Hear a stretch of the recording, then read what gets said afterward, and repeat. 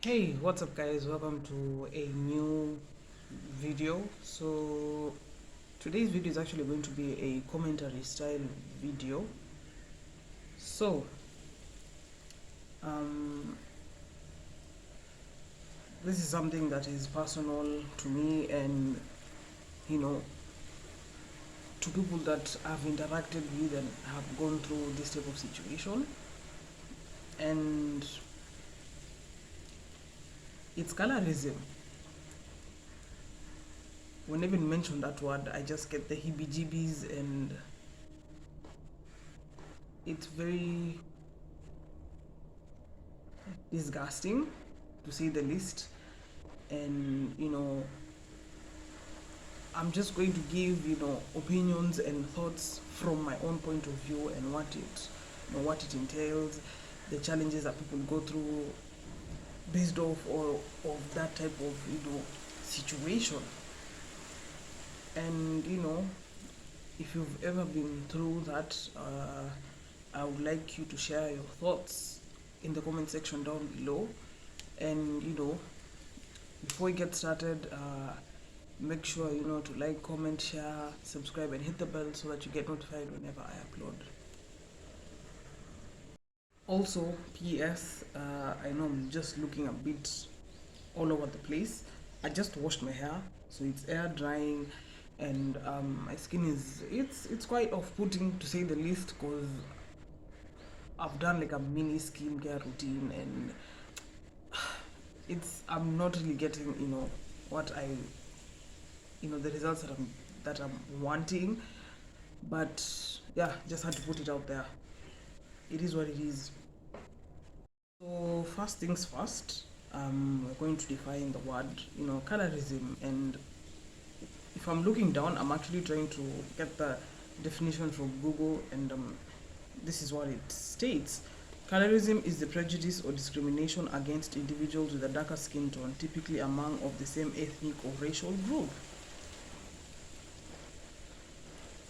So this type of very bad situation, or whatever you want to call it, happens within a the same ethnic or racial group. For example, as Africans, let me tell you, we are colorists. It's just that we are afraid to state it and say it out loud, but we are colorists. And it boils down to, from childhood all the way to adulthood, it presents itself in religions, in workplaces. And I'm going to first of all start from childhood. As kids,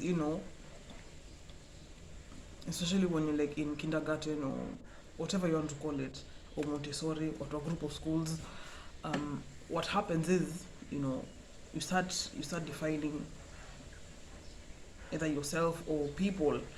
For instance, maybe a child is of a darker complexion, and maybe there's a boy in the class, and at that time you don't know what is going. You just say like, you're pretty, you're not pretty. So obviously most situations is that the light skin or the brown skin person is the more prettier one compared to the darker skin child. And that's where the the self-esteem issues start, because the child who is of a darker complexion be like, okay, how come I'm not told that I'm not pretty?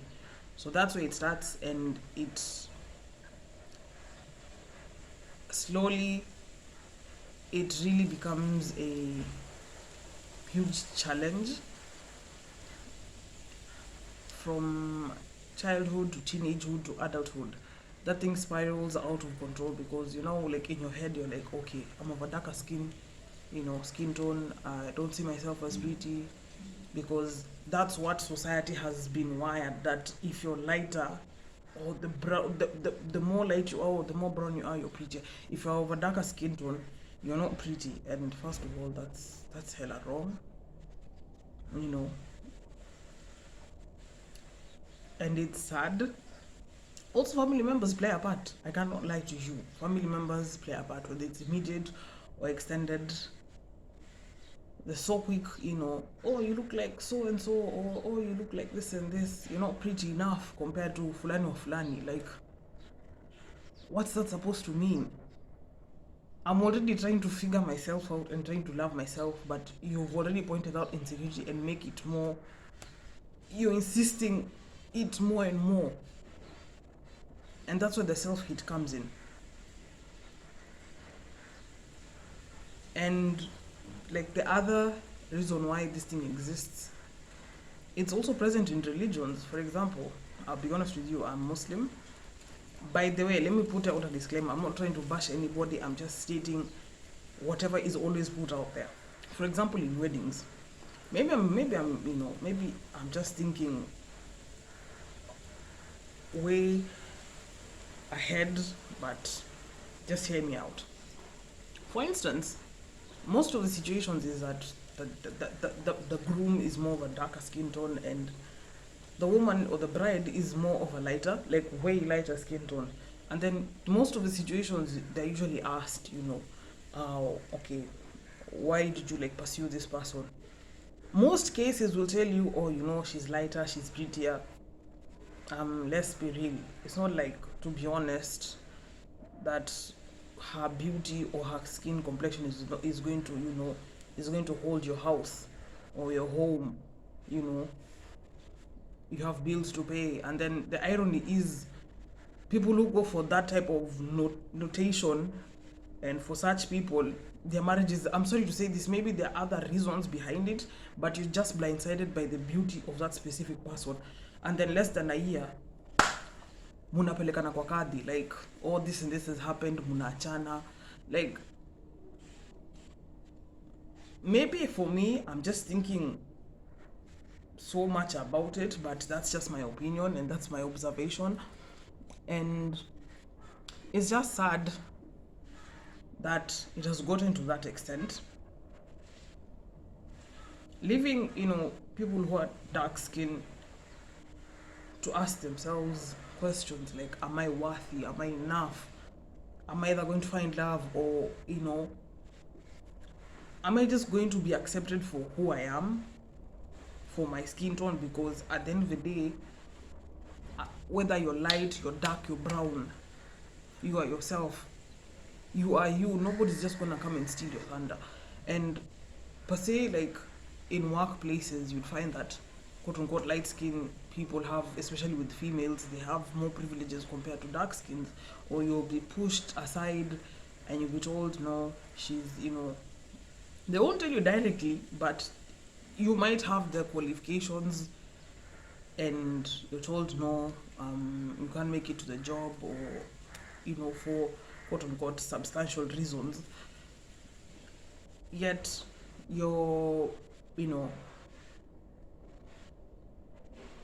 the lighter skinned lady is picked because of her looks, and yet you're the ones who have the qualifications. So there's a certain story, if you follow Sean Arwa, she discussed it. And also at some point, Mkamburi Chigogo, the report card reader, she also discussed about it. And it's true, colorism does exist in workplaces. And it's very sad that it has to happen that way. And it's quite sad to say the least. Also, for colorism also plays a huge role on content creation to influencing jobs. You'd find that most campaigns or most brands would tend to pick people who are of more of a lighter or brown complexion compared to the darker skin, their darker skin counterparts. Because they always say it's image first, but in real sense, they say that, that the same person who's been chosen is going to attract, potential customers, or just create more awareness because of her beauty. Like, are we not beautiful enough? And it's quite sad that even at some point you get blackballed for your skin tone, because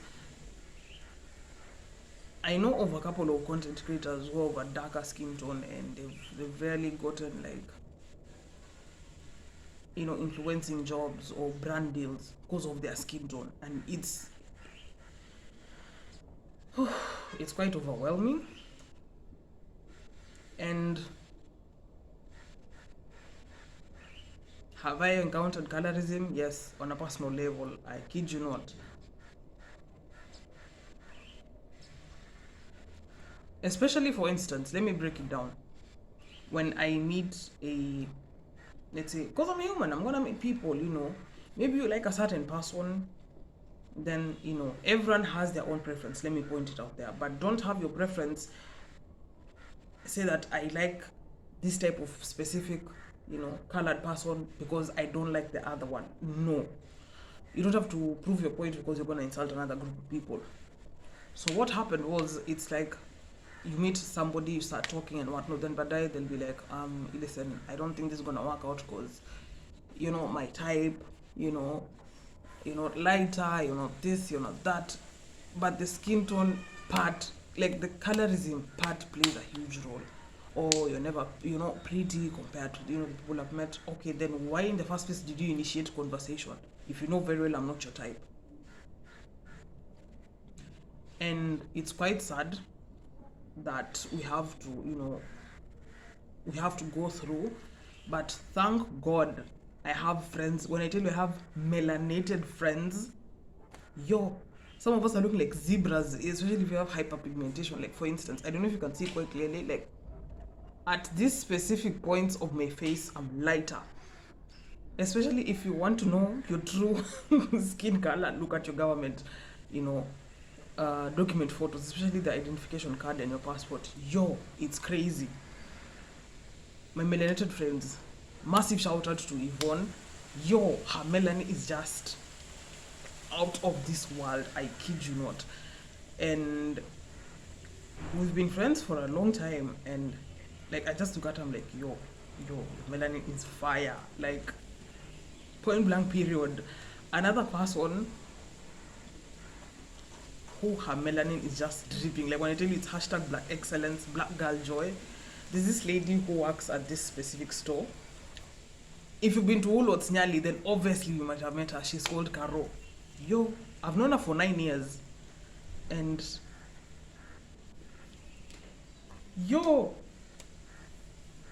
guy, I just look at her, she's just, I literally lack words to describe her, because she's beautiful inside out. Like, her melanin is radiant. I don't know how to say it, but you get the point.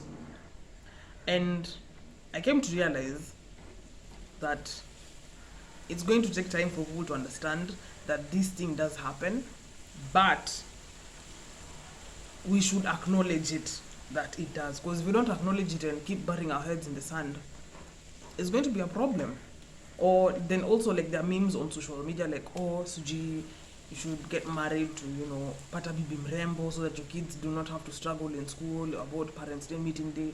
Yeah, you can take it as a joke, but at some point it's quite, I won't lie to you, maybe I'm a softie, but it can be quite insensitive. And yeah, first of all, pardon the lighting, it just kumefungana, all of a sudden it's just become cloudy. So all in all, religion, social media, workplaces, relationships, they play a huge role in colorism. And the more we have these conversations about it, the more we do acknowledge. And I also had a situation where people just point it out. People might think that I'm lighter, but I'm actually not. It's just my hyperpigmentation makes it look like that I'm lighter, but in real sense I am not. And I struggled with it. And because literally I was born, like, I was super light. Then obviously with the years and the Mombasa heat and sun, things just happened. So I'm not yet there 100% of self-love and whatnot, but it's a day at a time approach. And I'm glad that I do acknowledge it, that it happens. And if anybody has a problem with it, I don't know what I can tell you.